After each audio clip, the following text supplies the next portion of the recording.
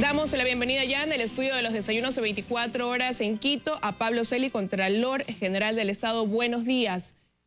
Ha sido llamado, ha sido llamado a comparecer por el bloque de Alianza País la próxima semana ante las comisiones de Justicia y Fiscalización.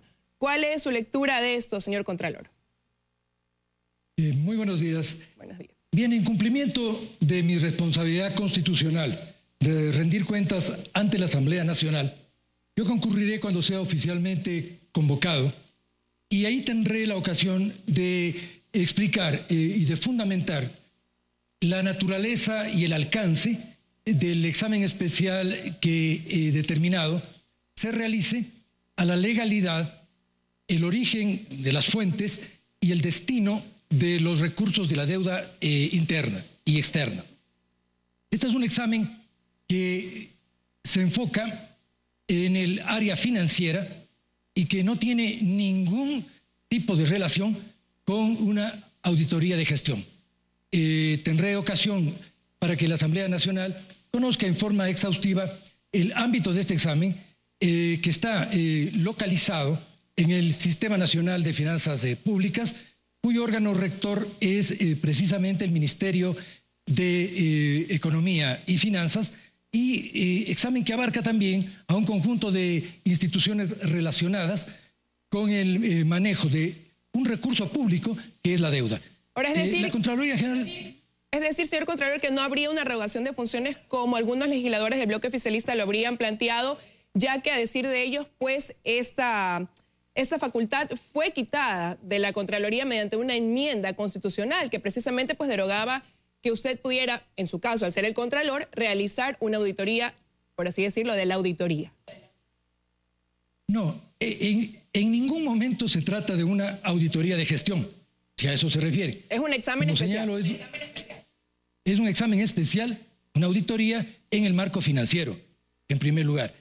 En segundo lugar, una auditoría de esta naturaleza está estrictamente dentro del marco constitucional y legal de las atribuciones de la Contraloría General del Estado, que tiene por mandato de la ley y la Constitución la responsabilidad de auditar la totalidad de recursos públicos.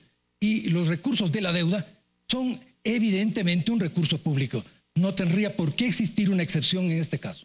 Pero para tenerlo claro, señor Contralor, ¿cuándo después de una auditoría ya realizada por la Contraloría, la misma institución da paso a llevar sobre ese proceso, sobre ese informe, un examen especial? No, la auditoría que vamos a iniciar al proceso legal, al destino y al origen de fondos de la deuda, no se sobrepone y mucho menos subroga a otros procesos de auditoría que se han venido llevando a cabo. La Contraloría, de manera periódica y sistemática, ha venido realizando exámenes puntuales a algunos aspectos referidos al proceso de endeudamiento, emisión de títulos y movimientos ligados a la deuda. Pero en ningún momento se ha realizado un examen que abarque los componentes del examen previsto. Y yo quiero decirle que con antelación a determinar el alcance de este examen, la Contraloría hizo una exhaustiva revisión del conjunto de acciones de control que se vinieron haciendo a temas de deuda. Y de esa forma puedo asegurarle que este examen no tiene que ver en lo absoluto con temas auditados. Ahora hablemos de otros informes que también ha realizado la Contraloría, como es el de la adjudicación del contrato para la explotación del campo petrolero Zingue. A raíz de ese informe de responsabilidad penal, el vicepresidente Jorge Glass ha dicho que él se considera un perseguido político por parte de la Contraloría. ¿Hay tal persecución, señor Contralor? La Contraloría es un órgano técnico y legal. No es un órgano de juzgamiento político. Y yo quiero aquí enfatizar que es muy equívoco el confundir el control público con la persecución política.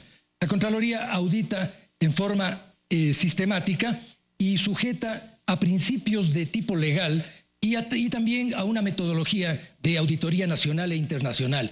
No cabe, por lo tanto, presumir una intencionalidad ni una direccionalidad en los informes de Contraloría. En el caso Zingue, en forma particular, la Contraloría ha auditado no a personas, ha auditado el proceso precontractual y el proceso de concesión de un bloque petrolero. En este sentido, la Contraloría ha puesto en evidencia un conjunto de irregularidades cometidas a la hora de evaluar las ofertas y a la hora de decidir la concesión. Desde este punto de vista, entonces, no cabe ninguna interpretación subjetiva respecto de la acción de Contraloría, más aún cuando en este examen particularmente las evidencias están absolutamente sustentadas desde el punto de vista documental, que es una obligación de la Contraloría, hacerlo con pertinencia, con suficiencia y con sustento legal. Bueno, pero sin embargo, la semana pasada tuvimos en este estudio de Desayunos de 24 horas a un experto petrolero, el doctor Augusto Tandazo, y él hacía alusión que dentro de este informe que emitió Contraloría con respecto al campo Singue, habían algunas imprecisiones. Él decía que, por ejemplo, los auditores fijaron una tarifa sin tener ningún sustento, por ejemplo, que también consideraron reservas posibles que no se basan en la realidad ya de la producción o de la perforación que podría darse a través de estos campos, y decía que se ha convertido en una práctica el que la Contraloría emita informes de responsabilidad penal sin presentar ningún sustento que pueda dar paso a la Fiscalía ya a llevar una acción en firme o a que se demuestre que se está violando la ley. ¿Qué tiene usted que responder ante eso, señor Contralor? Que es una forma muy ligera de expresarse respecto de informes que tienen una amplísima sustentación técnica y legal. Y yo quiero decirle que en un asunto en donde está de por medio el interés público, es absolutamente imposible que el órgano de control coincida con apreciaciones unilaterales que reflejan más vale el interés de los beneficiarios. No creo que exista pretensión de experticia posible que justifique el desconocimiento de las bases legales del contrato, el establecimiento de tarifas desde una apreciación del 80% de las reservas probadas y no del 100%, y la asignación de un recurso que solamente en 3 años es explotado en un 244% respecto de los 20 años en los que debió haber sido explotado el recurso. No creo que exista ningún tipo de experticia que justifique semejantes excesos. Ahora, parecería que la Contraloría se ha enfocado en informes donde hay vinculación con exfuncionarios o funcionarios también del actual gobierno, exfuncionarios del anterior gobierno. Primero, ya lo hablábamos, el caso del campo Singue, que de una u otra manera vincula al vicepresidente Jorge Glass. Está también ahora el caso que vincula nuevamente a la asambleísta Marcela Aguiñaga por una glosa que se establece tras la venta de terrenos, de lotes de terreno entre el ISFA y el Ministerio de Medio Ambiente para la construcción del Parque Samanes. Y por un informe de Contraloría se revelan inconsistencias también en la adquisición de bienes por parte de María Sola Rea, que fue funcionaria del IES. ¿Son meras coincidencias, señor Contralor? Yo pienso que no hay por qué establecer asociaciones arbitrarias entre exámenes que no tienen ninguna relación entre sí. Respecto del bloque Singue, he dado ya una explicación. Respecto de los otros 2 exámenes que usted menciona, el examen en relación con la venta de terrenos del Parque Samanes, ese examen es un examen que se cumplió durante todo el año pasado. En este examen hay predeterminaciones y en la actualidad la Contraloría analiza las respuestas a esas predeterminaciones y no hay ningún pronunciamiento definitivo aún.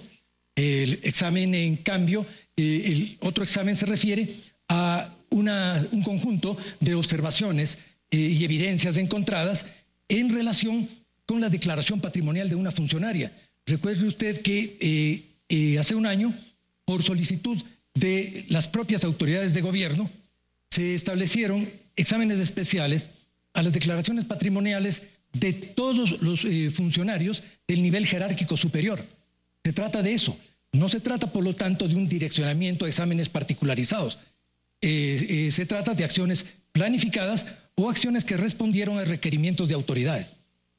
Con esto de aquí usted desvirtúa entonces también las declaraciones que formuló el expresidente Rafael Correa, en las que dice que la Contraloría se ha convertido en el ente que utiliza el gobierno para perseguir a quienes disienten de las obras que está ejecutando, de las acciones que está ejecutando este gobierno.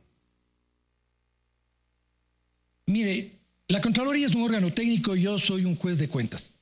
A mí no me corresponde polemizar ni con los auditados, ni con sus defensores, y mucho menos responder a actores políticos.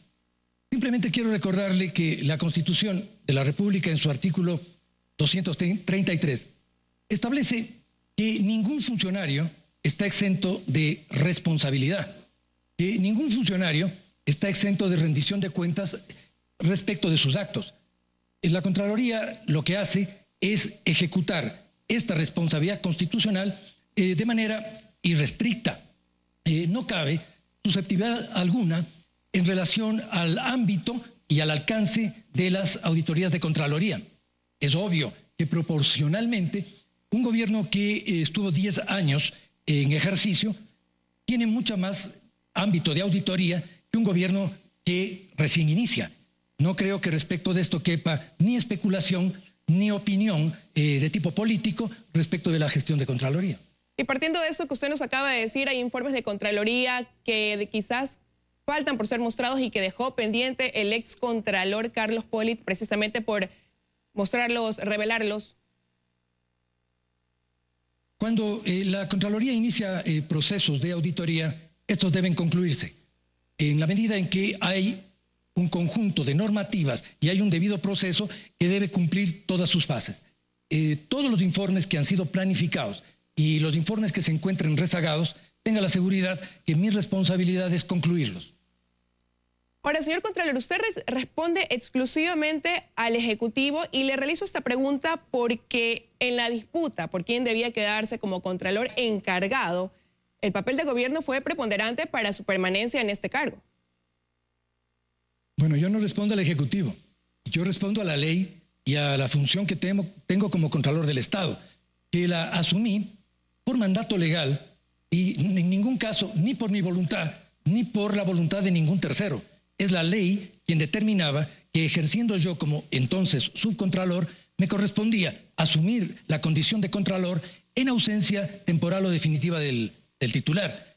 Debo decirle que la actuación del Ejecutivo en aquel momento fue exclusivamente de respeto a la norma legal y de respeto a la autonomía que tiene la Contraloría por su propia condición constitucional.